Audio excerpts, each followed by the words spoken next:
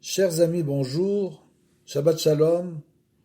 Aujourd'hui, la paracha Vayeshev, et là-bas il est écrit Yaakov, Vayeshev Yaakov Be'eretz Megure Aviv, Be'eretz Kenaan, et les toldot Yaakov, Yosef ben Sheba Esre Shana, היה רואה את אחיו בצאן, והוא נער את בני בילה ואת בני זלפה, נשי אביו. Donc Yaakov demeura dans le pays des pérégrinations de son père, comme c'est écrit Megouré. On va expliquer pourquoi Megouré Aviv, dans le pays de Canaan. Voilà l'histoire de la descendance de Yaakov. Yosef, donc Yosef c'est la descendance, représente la descendance de Yaakov, en quelque sorte son successeur, âgé de 17 ans. Pourquoi 17 ans? On va l'expliquer. Et il menait aussi paître le bétail avec ses frères. Donc c'était un berger, on va aussi expliquer pourquoi Yosef était un berger. Passant son enfance avec les fils de Bila et ceux de Zilpa, épouse de son père, et bien sûr on va expliquer aussi pourquoi justement les fils de Bila et de Zilpa, les servantes. Donc, Vayeshev Yaakov, Be'eretz Megure Aviv, comme on l'a dit, et Yaakov demeura dans le pays des pérégrinations de son père. Vedarsho Rabotenu, les sages l'ont interprété, Shaya Megayer Gerim, Megure, dans le sens où il vivait là-bas, ça peut être interprété par les sages comme Megayer, c'est-à-dire qu'il convertissait les gens. Il faisait des guérim, des convertis, comme il est écrit. Vezé, comme il est écrit dans la Bereshit, la Metzaïn, et les Toldot Yaakov Yosef. Donc, voici la descendance de Yaakov, c'est Yosef. Ayenu chez Yosef, alach baderer aviv. Parce que Yosef a continué le chemin, a continué la voie de son père, Aviv Yaakov, ve'aya osek gam ken le gayer gerim. En quoi? Justement parce que lui aussi, Yosef, il faisait des convertis, comme c'est écrit, ou les karev nefashot arechokot. Et donc, ça veut dire quoi? Le converti, Rabbi Nachman, Rabbeinu nous explique que même un Bal Tshuva, il est de l'ordre du converti. Un converti, c'est quelqu'un qui n'était pas dans la Torah et qui revient vers la Torah. Donc même le Bal Tshuva peut se considérer comme un converti. Et donc les Karev Nefashot Rechokot, ça veut dire qu'il va rapprocher en fait les âmes qui sont loin de la Torah. Ki kol ma she'era le Yaakov, era le Yosef, et bien sûr tout ce qui est arrivé, que ce soit de bon ou de mauvais, bien sûr à Yaakov, c'est aussi à Yosef. Donc c'est bien une preuve que toutes les pérégrinations de Yaakov, Yosef les a aussi subies, puisque c'est lui, en quelque sorte, celui qui a succédé, celui qui a continué le travail de son père. Et les Toldot Yaakov Yosef, comme il est écrit, Kemo shepiresh Rashi, Sham, Shekol ma shekibel, mi Shem ve'ever, que tout ce que Yaakov a appris, quand il s'est arrêté, quand il est allé vers Haran, quand il est parti là-bas pour aller chercher une femme, qu'est-ce qui s'est passé? Il s'est arrivé, on nous le dit, pendant 17 ans, il s'est arrêté dans les yeshivas de Shem et Ever, il a étudié là-bas jour et nuit, comme on l'a expliqué. Donc tout ce qu'il a appris là-bas dans les yeshivas de Shem et Ever, Vekibel Misham, Masar Lo, il a tout enseigné à Yosef. Vekol ma she'era le Yaakov, era le Yosef, et donc toute la vie de Yaakov, toutes ses pérégrinations, que ce soit dans le bien ou le mal, Yosef aussi a continué sur ce chemin et a donc eu les mêmes épreuves. Kol ma she'nimsar, les pasuk Megure Aviv, et donc tout ce qui est lié au verset, à ce verset-là, Megure Aviv, comme on l'a expliqué, She'u ma she'aya Yaakov Megaya Gerim, c'est pour bien expliquer que Yaakov, en fait, il faisait des guérim, des convertis, il ramenait les gens vers Akadosh Baruch Hu. Il rapprochait les gens de Akadosh Baruch Hu. Vetechef Nismar Ele Toldot Yaakov. Et tout juste après, il est écrit, voilà la descendance de Yaakov, Yosef, et c'est Yosef, chez Perusho, chez Massar Lokol Chormato. C'est pour dire, nous enseigner qu'il lui a enseigné toute sa sagesse, toute la sagesse que Yaakov avait écrit, il a enseigné à Yosef, à Yeno, que Moshe Yaakov Giyar Gerim, c'est-à-dire que jusqu'au point où Yaakov, qui rapprochait les gens qui s'étaient éloignés de Hakadosh Baruch Hu, qui sont considérés comme des guérim, c'est-à-dire des convertis, aussi Yosef faisait ce même travail, Aliede Otsem Chochmato Shaya Yodea La'asot Tzimsumim. Alors comment est-ce que Yaakov arrivait à rapprocher les gens de la Torah? Comment arrivait-il à le faire?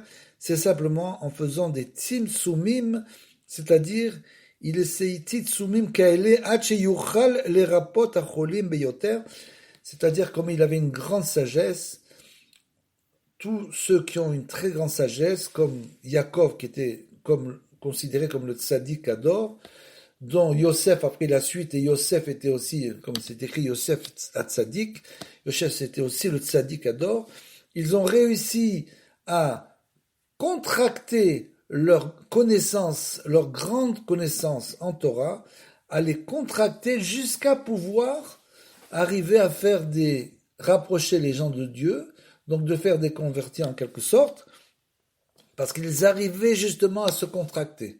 Parce que bien sûr, si on vient enseigner la Torah à quelqu'un qui est très loin et on l'enseigne avec des mots qu'il ne comprend pas, c'est clair que c'est pas du tout le chemin pour le rapprocher. Donc c'est ce qu'on appelle les tzimsumim, donc c'est le travail des tzadikim, des grands tzadikim des générations, qui arrivaient à se contracter au point que cette Torah-là soit compréhensible pour chacun et puisse rapprocher chacun de la Torah et de Dieu. Kemoken aya Yosef at-Tzadik, et Yosef était bien sûr aussi le Tzadik, Osek Bazet Tamid, il s'occupait de cela tout le temps, d'essayer de rapprocher les gens, qui Yaakov Massar lo kol chormato, bien sûr, parce que Yaakov lui a enseigné toutes ses connaissances, et à partir de là, Yosef a pu, bien sûr, intégrer ses connaissances et les donner au peuple. Pourquoi on parle de ça? Pourquoi Rabbeinu nous parle de ça? Il nous parle de ça parce que pour nous faire comprendre que la Torah de Rabbeinu, bien que c'est une Torah qui paraisse d'un prime abord, une Torah relativement simple, puisque c'est le Hidbo des doutes, Yod Besimchat Tamid, chercher les points positifs, etc., qui ne sont pas des choses a priori, qui sont des choses compliquées.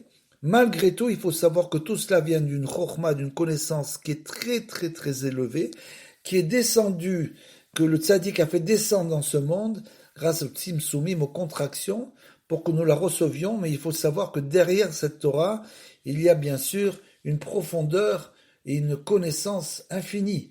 Donc, ne pas s'attacher simplement aux choses superficielles, mais comprendre que ces choses-là, qui paraissent superficielles, sont en fait des choses extrêmement profondes. Donc, Emoken, Aya Yosef Atzadik Osed Bazet Amin, qui a comme Asarlo Chormato, il a pu le faire grâce à la connaissance qu'il a pu recevoir de Yaakov, qui Ikar HaChochma ou les Achnis Asagot Elokut Baolam, parce que l'essentiel de la Chochma, c'est pas de se prendre pour un grand sadique, c'est pas de parler de Kabbalah et de choses très profondes que personne ne comprend, mais c'est au contraire d'arriver à faire descendre ces connaissances très élevées jusqu'à nous, pour que, notamment à notre génération, pour que nous puissions essayer de comprendre, d'appliquer ces choses-là qui ne sont pas des choses très compliquées, mais qui en fait proviennent d'une sagesse extrêmement profonde. L'achnis asagot elokot baolam, leodia lifnei adam, gvoratav, et bien sûr tout ça, ça nous permet par la suite, quand on s'attache au tzaddik, on s'attache bien sûr beaucoup plus à Hachem.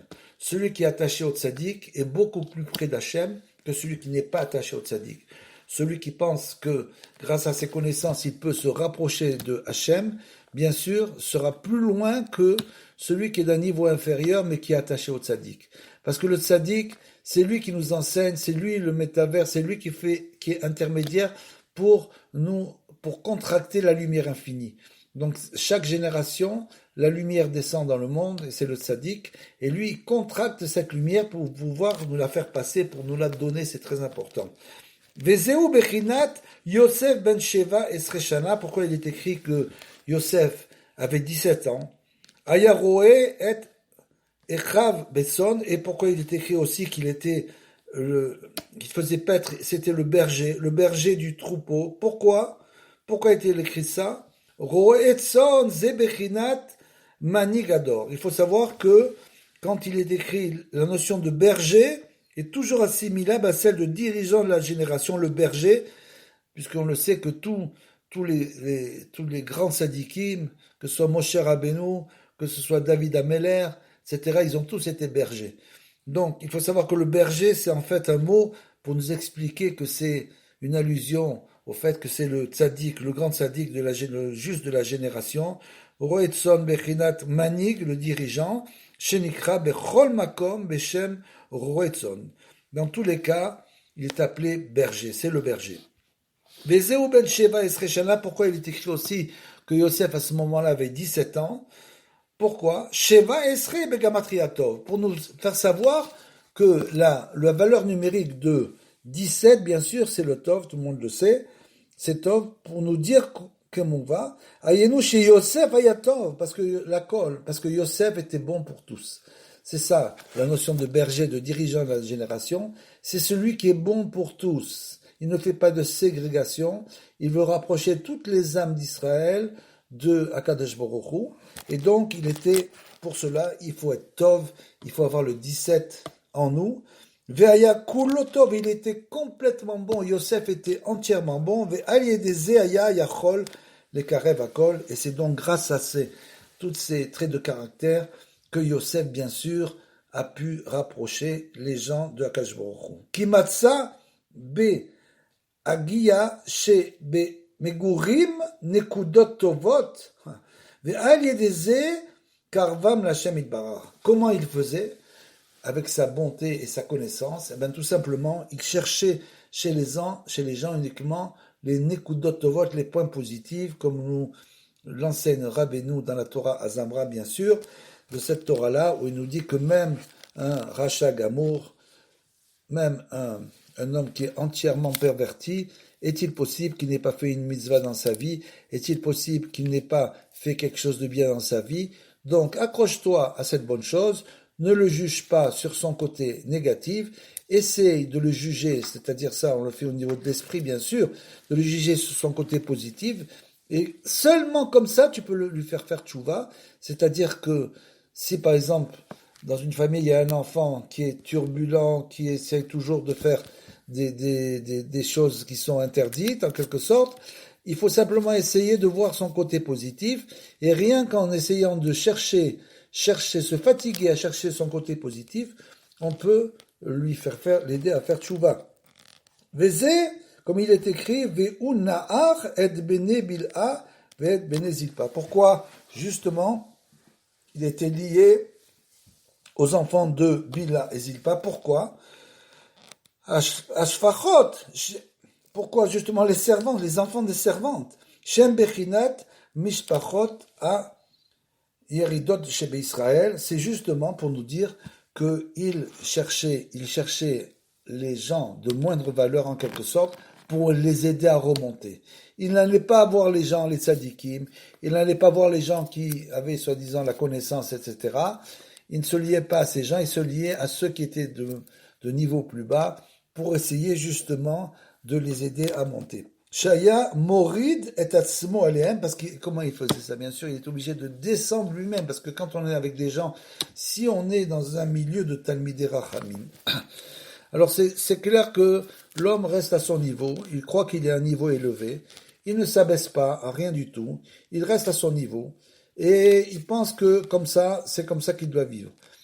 Maintenant, c'est comme ça que nous vivons, et bien sûr, il y a les grands tzadikim, alors ceux-là, c'est totalement différent, ceux-là, ils sont obligés pour vraiment aider le peuple d'Israël, ils sont obligés de descendre à un niveau très bas, le niveau des enfants des servantes, c'est nous, et de venir nous enseigner leur Torah. Ce n'est que comme ça que les grands tzadikim peuvent réussir à faire tchouva au peuple d'Israël. Shaya morid et esmo. Donc il descendait à un niveau très bas, alehem beyoter, vers eux pour les rapprocher, qu'aider les caravanes. Et donc on voit que dans cette histoire, comment Yosef est véritablement représente, quelle est la fonction du tzaddik, du juste de la génération. Puisque bien sûr c'est la paracha de Yosef, Yosef HaTzadik. Et bien sûr, il a tout de suite trouvé un antagonisme immédiat. Quel antagonisme? C'est simplement que quand il a raconté ses rêves, ses frères lui dirent: quoi régnerais-tu sur nous? Deviendrais-tu notre maître? Et ils le haïrent encore plus pour ses songes et pour ses propos. Vayomerlo echav timlor alenu im timshol banu ve yosifu od seno oto al chalomotav ve al devrav. Et donc Rabbeinu nous enseigne, c'est la suite, puisque c'est une suite de toute la paracha, c'est la paracha de Yosef, les parachiotes qui se rapprochent à Yosef. Pourquoi? Pour nous enseigner comment le tzaddik, quel est le travail du tzaddik véritable dans ce monde, et quel est son travail, et comment le tzaddik essaye, malgré tout, malgré les épreuves, il essaye de ramener les enfants d'Israël vers tzaddik haemet ou bechinat Yosef, parce que, bien sûr, Yosef, le tzaddik, le juste de la génération, est incarné par Yosef. Merachem al-Ador. Pourquoi? Parce qu'il prend la génération en pitié, et c'est ça le travail du tzaddik. Ou Mesaper, ou Meramez lahem, Godel ma'alat kedushato. Et il essaye, pas pour lui, c'est pas pour Dieu préserve, c'est pas parce qu'il est orgueilleux, le tzaddik. Il essaye simplement de faire comprendre que c'est Hachem qui l'a envoyé dans ce monde pour sauver la génération. Le tzaddik, il est complètement annulé dans l'infini. Le moi, pour lui, le moi n'existe pas. Donc il est obligé d'employer des termes pour essayer de faire comprendre à la génération qu'il est le tzaddik de la génération, comme Rabbeinu nous l'a dit.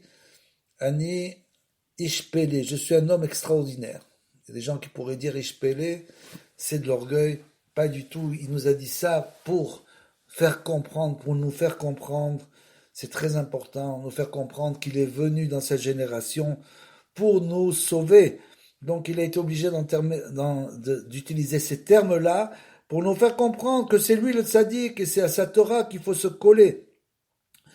Godel malat kedushato ve otsem asagato. Et donc bien sûr pour nous faire comprendre la puissance de son inspiration, de son niveau et de tout ce qu'il a saisi, de tout ce qu'il a compris dans ce monde. Umeir Ezrehem shekulam srichim litkarev elav. Et donc il essaye de faire comprendre à tout le monde qu'on doit se rapprocher du tzaddik de la génération, et c'est que comme ça qu'on peut vraiment servir l'Éternel. Pour servir l'Éternel, il faut se rapprocher de tous les conseils que nous donne le tzaddik Rabbeinu de la génération pour se rapprocher de l'Éternel. Sans cela, il faut savoir que sans cela, c'est très difficile de rapprocher les éloignés. Pour les gens qui sont loin de la Torah, qui se rapprochent, il sera pour eux extrêmement difficile, si ce n'est impossible, de se rapprocher véritablement de Dieu, c'est-à-dire de changer leur trait de caractère, et leur tavot et leur désir.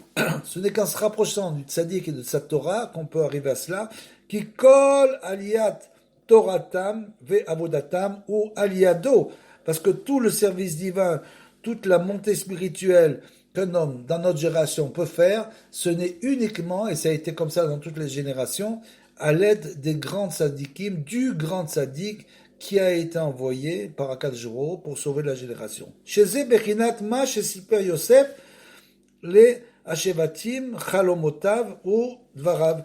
Et justement, cela correspond à quoi? Le fait qu'il racontait ses rêves, c'est une chose qui peut nous paraître difficile.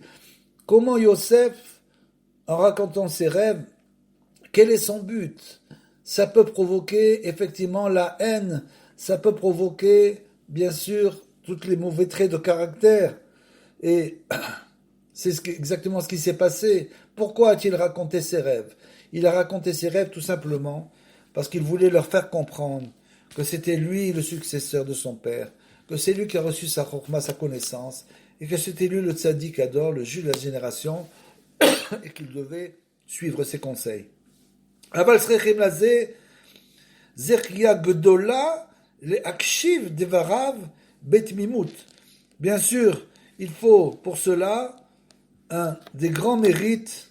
Il faut un grand mérite pour cela, pour recevoir ces paroles simplement, les paroles du tzaddik de manière simple. C'est-à-dire que dès le moment où un homme a dans son cœur de la gava, de l'orgueil, comme il est écrit dans l'écouté Moharan, même si c'est un Talmid Racham, là-bas Rabbeinu, dans l'écouté Moharan, parle du Talmid Racham justement, celui qui est un Talmid Racham, mais qui n'a pas nettoyé son cœur de toutes les passions et de l'orgueil. S'il a encore de l'orgueil, bien sûr qu'il ne va pas recevoir les paroles du tzaddik. C'est malheureusement ce qui s'est passé avec Yosef.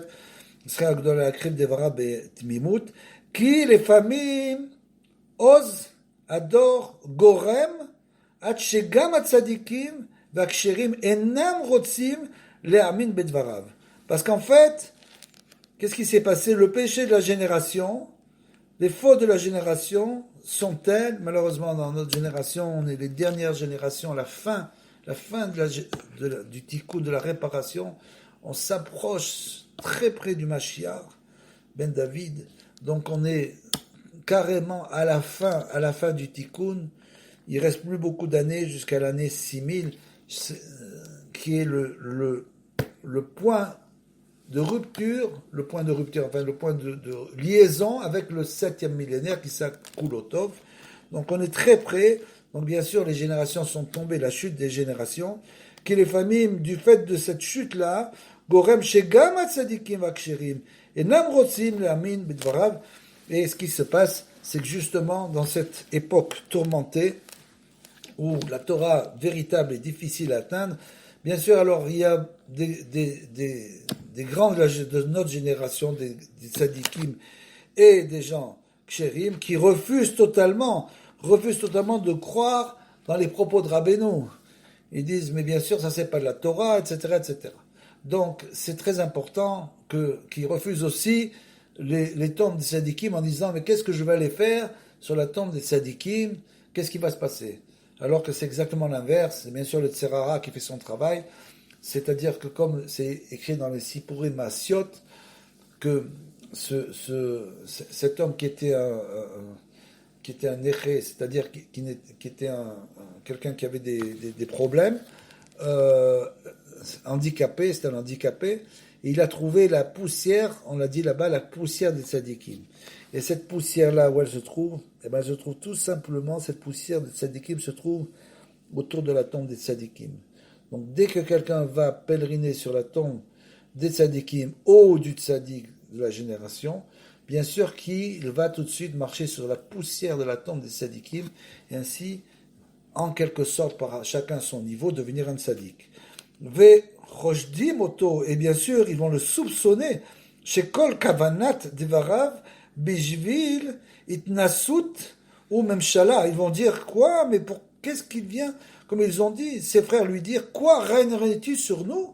Deviendrais-tu notre maître? Donc il le soupçonne de vouloir s'accaparer bien sûr l'autorité et le pouvoir. Ils disent, il fait tout ça parce qu'il veut nous dominer, pas du tout. Le sadique est complètement purifié, totalement purifié. Donc il n'a aucune volonté personnelle de quoi que ce soit, seulement de rapprocher le peuple d'Israël de Akadosh Baruch Hu. Chez Zebechinat, Shabroulo, Achi Yosef, Imlar Timlor Alelo, comme je l'ai dit. Donc bien sûr, c'est pour ça qu'ils lui ont dit cela. Jusqu'à tel point qu'ils sont arrivés en quelque sorte à complètement enfouir, cacher le sadique. Comme Rabbi nous a dit, il est venu dans ce monde, la seule condition, c'était qu'il soit caché aux yeux de tous. Pourquoi? Parce que sa lumière est tellement forte qu'elle nous aurait aveuglés. Donc il a été obligé de descendre dans ce monde, de faire descendre cette Torah dans le monde, qui est habillée dans des mots simples, ce qu'on appelle les livushim. C'est pour nous pour qu'elle soit à notre portée. Si la Torah Rabbeinu n'avait pas eu de libushim, d'habits, à ce moment-là, on n'aurait eu aucun espoir de pouvoir se rapprocher de sa Torah. Donc, cette Torah, à Rabbeinu, tout est caché là-bas. Ni'elam, atzadik min haolam, razé shalom. Et c'est pour ça que, justement, le tzaddik est caché. C'est ce qui s'est passé par la suite, bien sûr. Qu'est-ce qu'ils ont fait? Ils ont voulu le cacher, ils ont voulu l'écarter de ce monde. Comment? En le jetant dans un puits, dans un endroit où on le voit plus. Donc, ils ont jeté le tzaddik dans le puits, ils ont dit, ça y est, on le voit plus, il est plus là, il a disparu. Et c'est exactement ce qu'ils ont voulu faire, c'est le travail du Yetzer Hara, malheureusement, jusqu'au point où, par la suite, ils ont vendu Yosef, puisqu'il est écrit par la suite, plusieurs marchands Yanim vinrent à passer, ils tirèrent et firent remonter Yosef du puits, ils vendirent Yosef aux Ishmaélim pour quelques pièces d'argent. Donc ils ont vendu le tzaddik. Et Rabbi nous explique là-bas, Bechol dor vador yesh kama tzaddikim ametim.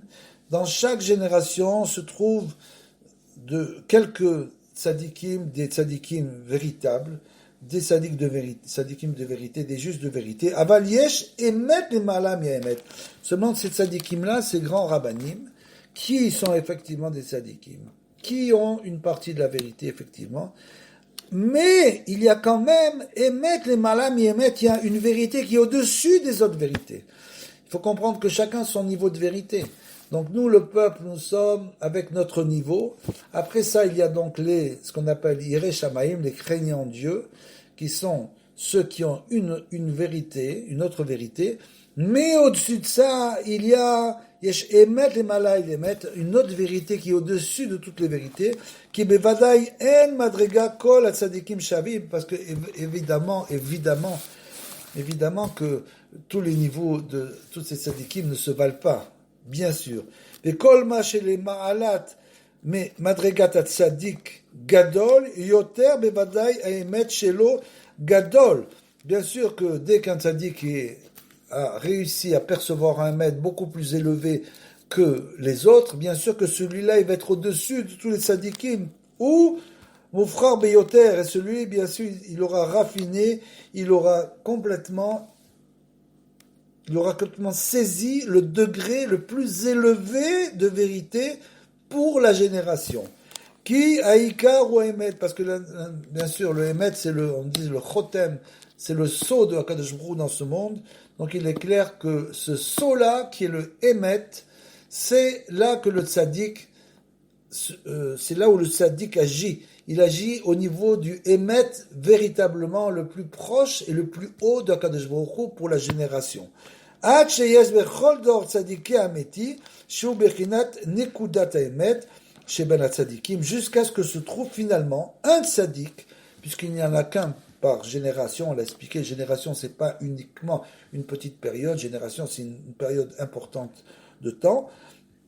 Donc, ce tzaddik authentique, il incarne le point de vérité commun à tous les autres tzaddikim. C'est-à-dire que lui, il arrive à réunir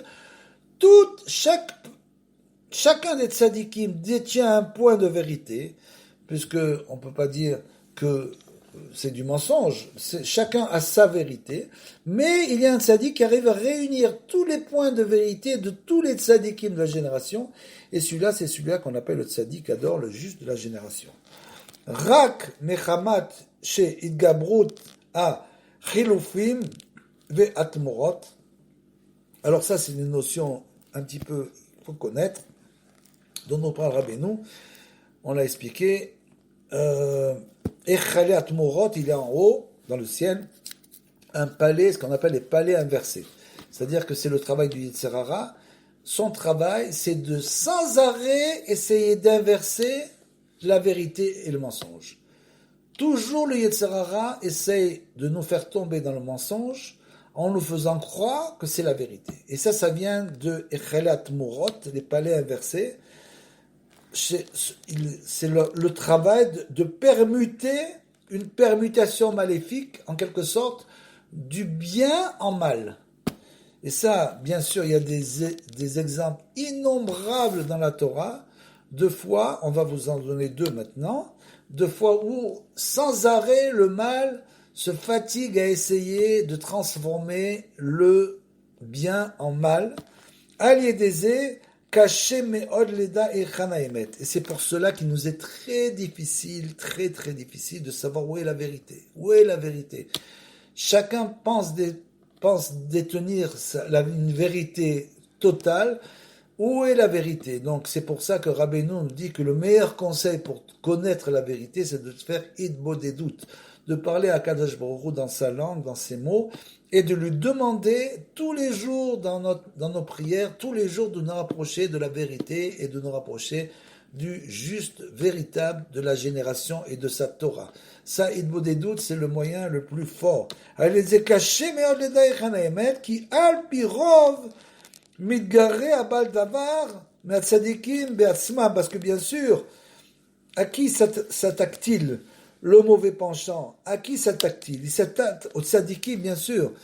Quelqu'un qui n'a aucune connaissance, le mauvais penchant n'a aucune raison de s'attaquer à lui, puisque de toute façon, il va pas dévoiler Hachem dans le monde. Donc, il va s'attaquer à ceux qui sont censés vouloir dévoiler Akadosh Baruch Hu dans le monde. Donc, c'est bien sûr, il va s'attaquer aux Talmidei Rachamim, aux Tzadikim en premier. Et sur eux, il va faire un travail extrêmement puissant. Donc, Ki al pirov, megaré abal davar be'atzadikim atzmam, aux Tzadikim, ou machnis benehem machlokot. Et comment il fait? Et il induit des discordes permanentes entre les tzadikim, qui vont dire non, c'est mon rab le tzadik, l'autre il dit c'est mon rab le tzadik, l'autre il dit c'est mon rab le tzadik. Pourquoi tout ça? Pourquoi les discordes entre les tzadikim entre eux? C'est pour masquer totalement le vrai tzadik, celui le juste de la génération, qui est Rabbeinu bien sûr. Donc pour masquer Rabbeinu, c'est ce qui s'est passé dans sa génération où il était totalement masqué. Mais maintenant, bien sûr, il y a un retour, parce qu'on arrive, on va toucher le point de vérité. Quand le Mashiach viendra, ça sera le point de vérité. Donc plus on se rapproche du point de ce vérité, plus bien sûr, le tzaddik, le vrai tzaddik de vérité, va se dévoiler. Et donc, c'est ça son travail du Yetzer Hara.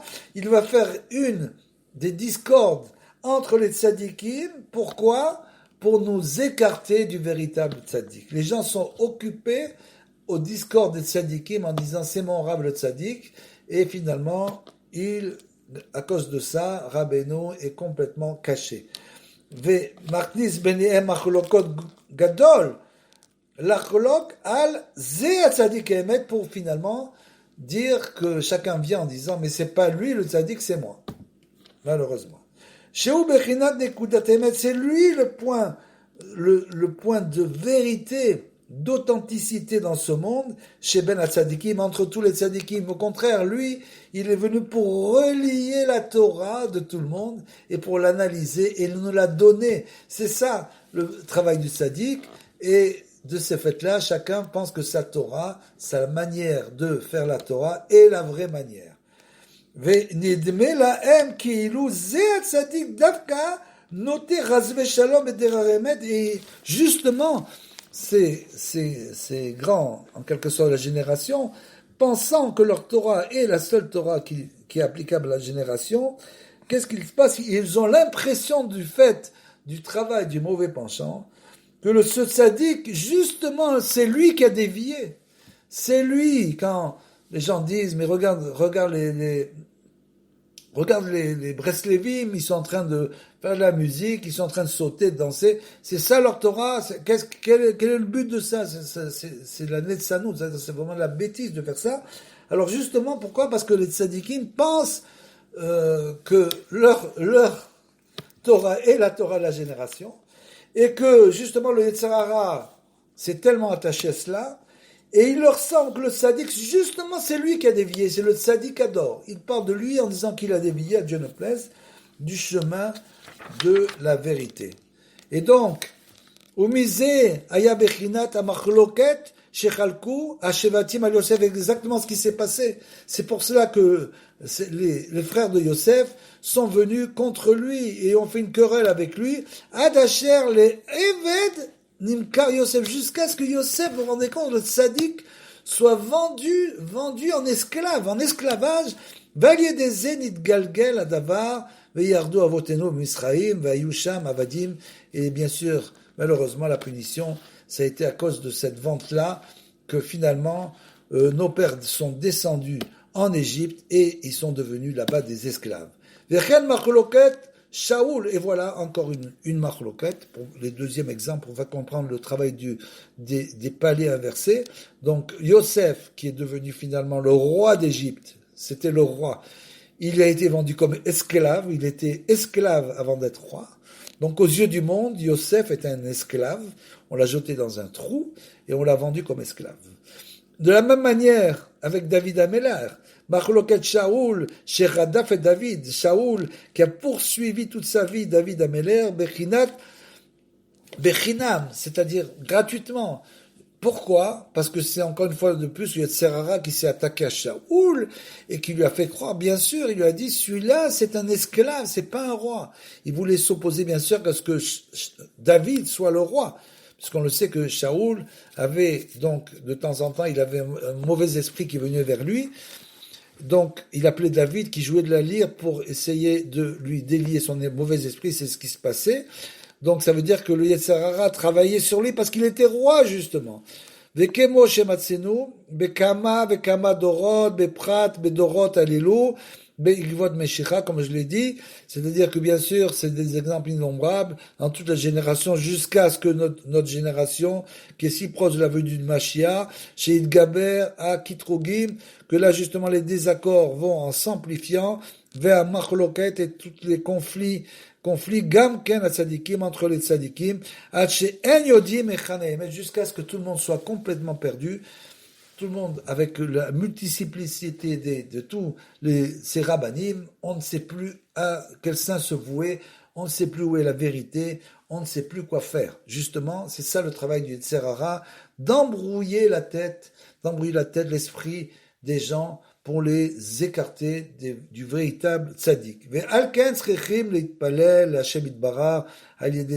Comme on l'a dit, il faut faire beaucoup de prières, des doutes pour Akadosh Baruch Hu, nous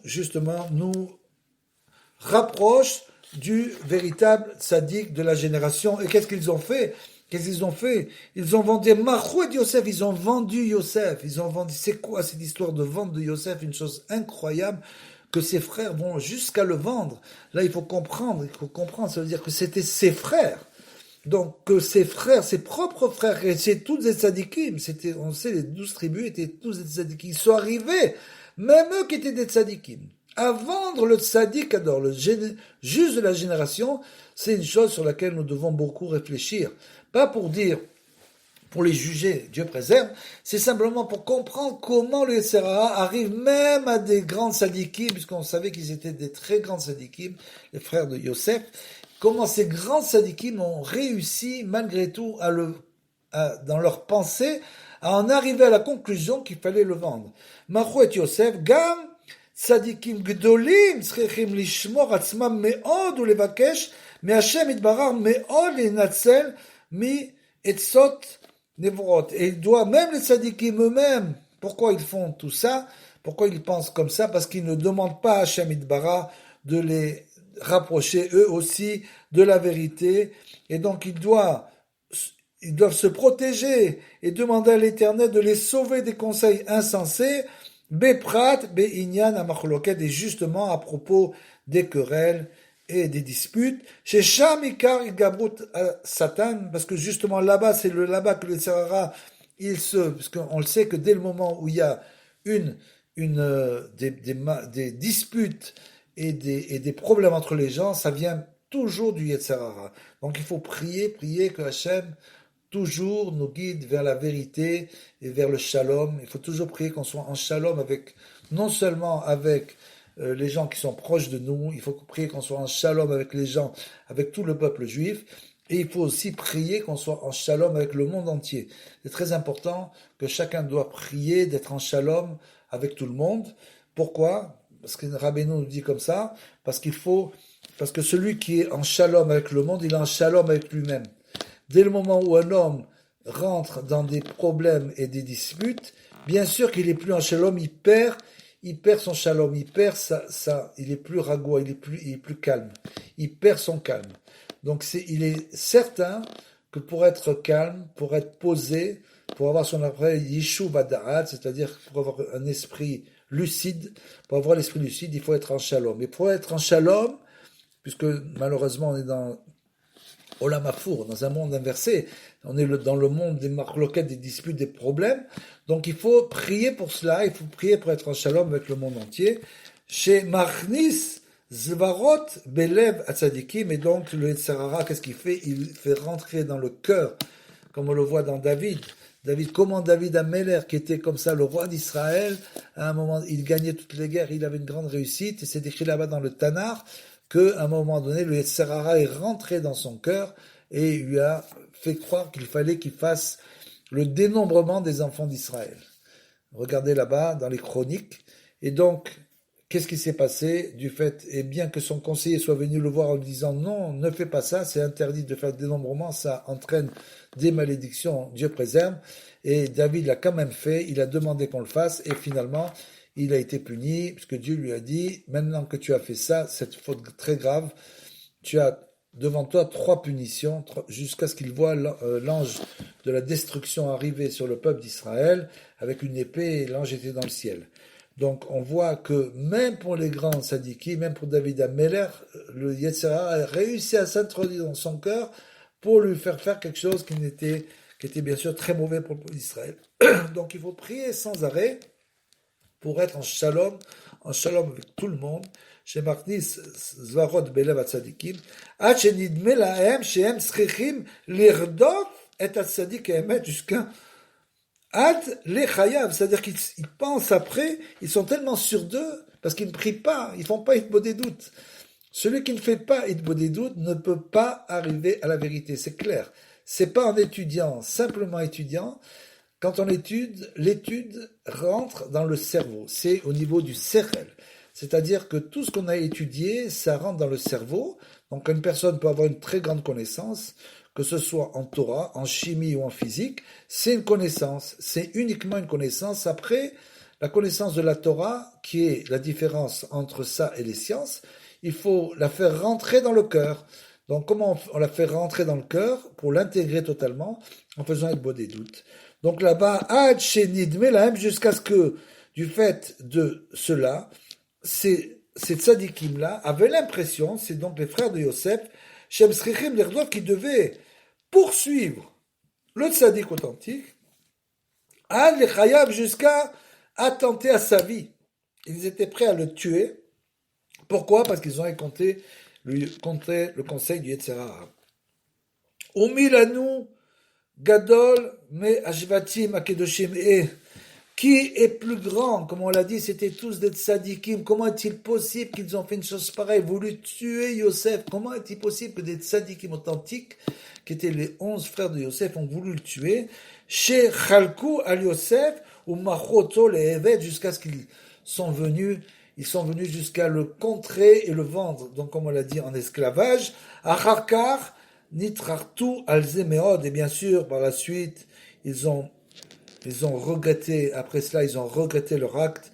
Vegam Yaakov Avinu Kanter Otam al Zemeod, parce que, bien sûr, Yaakov Avinu les a beaucoup réprimandés, et quand ils ont vu à quel point ça avait touché leur père, ils ont compris qu'ils avaient fait quelque chose qui n'était pas du tout à faire, qu'ils étaient totalement sous l'emprise du Yetzer Hara, jusqu'à ce que, finalement, Yosef se découvre, c'est-à-dire qu'en fin de compte, on le verra plus tard, le tzaddik, le grand tzaddik de la génération se dévoile subitement, c'est le Mashiach se dévoile d'un jour à l'autre, donc il se dévoile, même étant à côté de lui, ça c'est une chose incroyable, ils n'ont pas réussi à voir que c'était Yosef.